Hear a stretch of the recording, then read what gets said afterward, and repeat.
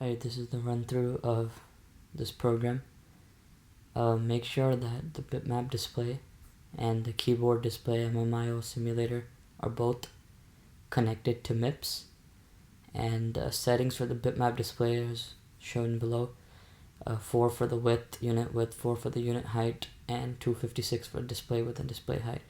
And make sure that the base address is set to static data. So to run the program, first assemble it and click the run button and wait until the entire game board is finished drawing. So as you can see now that the entire game board is finished drawing, in the console it prints the entire instructions here, and the detailed instructions are also in the report, but most of the instructions are printed here, and a playing turn cue is also printed, and it says player 1 go and it says box. So the first thing that player 1 should do is choose the box he or she wishes to draw the shape in. So let's say they choose box 1. The playing turn cue now requested the user select a color, so they can choose Y for yellow, and now it requests that they choose a shape, and they can choose P for a plus sign.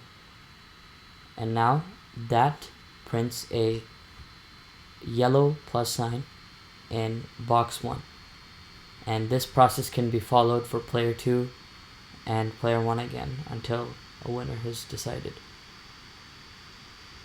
Some of the warnings or hints that I'll give to the users is that this program doesn't let the user know who has won the game, but this can be figured out just by looking at the game board.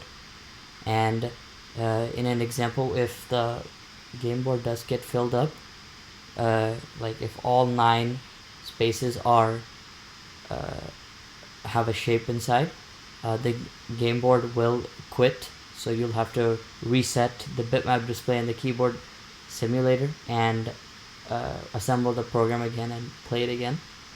Another thing is that this program does not have any checks on whether or not you can draw a shape in an existing or already drawn box. So for example, I could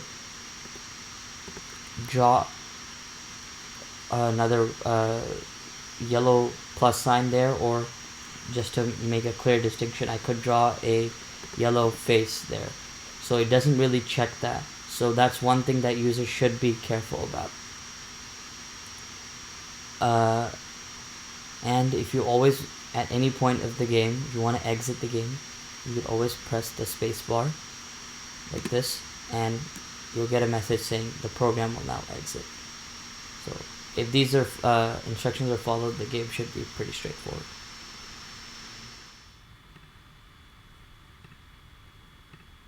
So we wait until the game board is drawn, and we take a look at the playing turn cue, and it says player 1 go. So let's say player 1 decides to draw a white plus sign in box 1. So they can do 1 color white, so W, and a plus sign is represented by P. So it draws it there. Let's say player 2 will now decide to draw in box 9. So they enter 9. They want to draw a green shape. So they enter G, and they want to draw a smiley face. So they put F. So a smiley face is drawn. And so this pattern can basically be continued until you decide to quit the game, or the entire game board is filled, or until one user wins the game.